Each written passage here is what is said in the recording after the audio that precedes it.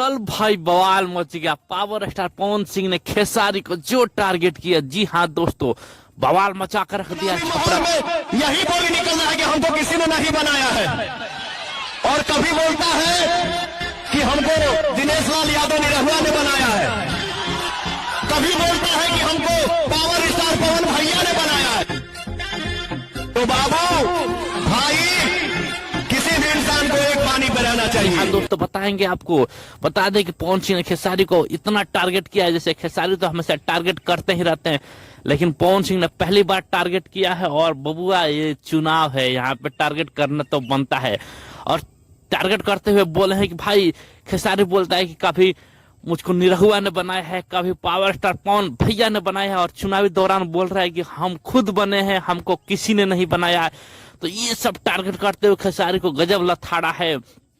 और भाई, ये चुनाव